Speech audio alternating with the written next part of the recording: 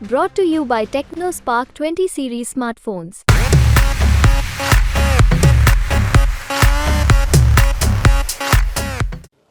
Voting से पहले छिंदवाड़ा में जो है वो घमासान काफी तेज है और इसी घमासान का जो परिणाम है वो सामने आया।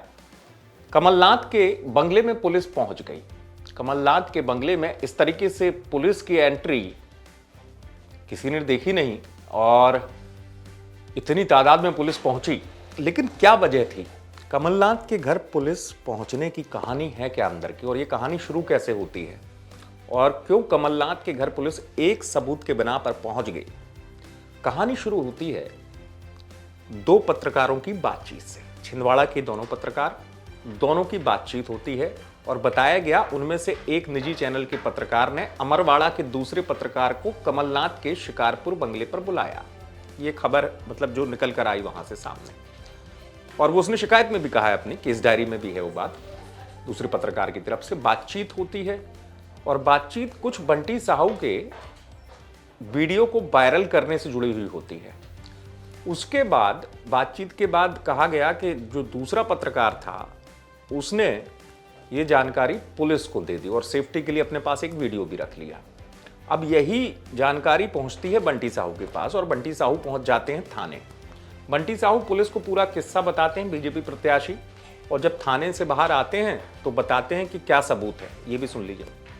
मैं लड़ रहा हूँ पूरी तरीके से पार्टी की विचारधारा को लेकर के। आप भी लड़िए, लेकिन कम से कम छिंदवाड़े के बेटे को इस तरीके से आप बदनाम ना करें। ये आपका भी बेटा है, कोई कल को आपके बेटे के लिए भी कर सकता है। हमने कभी मर्यादाएं नहीं तोड़ी, हमने कुछ नहीं करा। आप कम से कम ऐसा ना करें। और मेरी विनती है, हम खुल्लम खुल्ला चुनाव लड़ रहे हैं, आप आइए ना, अपनी विचारधारा को लेकर के आइए। आप छिंदवाड़े की जनता को नकली आंसू दिखा करके 45 वर्षों से आप नकली आंसू दिखा रहे हैं और जो आज काम कर रहे हैं, तो इससे बड़ी निंदा और मतलब इससे ज़्यादा दुखद बात कुछ नहीं हो सकती। इसमें कितने पत्रकार शामिल हैं? ये हमने प्रशासन को बोला है कि लगभग उन्होंने 10, 12, 15 पत्रकारों को बुलाया था और इस षड्यंत्र, और उन्होंने कहा कि 17 तारीख को 2 बजे इसको वायरल करना है। जैसे इसको कहा कि 20 लाख रुपए देंगे, पता नहीं किसको कितना क्या पैसा दिया है और इतने नीचे जा सकते हैं मेरे। तो बंटी साहू ने जो सबूत बताया वो एक वीडियो से जुड़ा हुआ था। दरअसल वो वीडियो बताया गया इस तरीके से, पुलिस को जो जानकारी दी गई, पता चला अंदर की बात कि उसमें बताया गया कि प्लानिंग हो रही थी कमलनाथ के बंगले में, ऐसा बताया गया।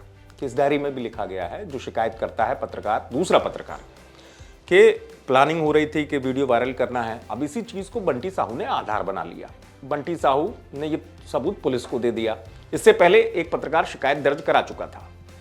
अब यही सबूत के बिना पर या पुलिस ने पुख्ता माना और कमलनाथ के बंगले में पहुंच गई।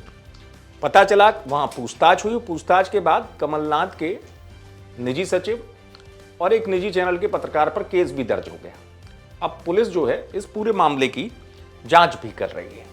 लेकिन चूंकि मामला कमलनाथ से जुड़ा हुआ है, वोटिंग से पहले इस तरीके की पुलिस की एंट्री हुई है कमलनाथ के बंगले में, तो इसलिए सवाल उठ रहा था कि आखिर क्या सबूत था कि पुलिस पहुंच गई कमलनाथ के बंगले में, और अंदर की कहानी क्या थी? क्या वो सबूत काफी था पुलिस के पास? हालांकि पुलिस जब डिटेल में जांच करेगी तो सब सामने आएगा। छिंदवाड़ा से आप तक खबर पहुंचाई पवन शर्मा ने। आप देखते हैं एमपी तक।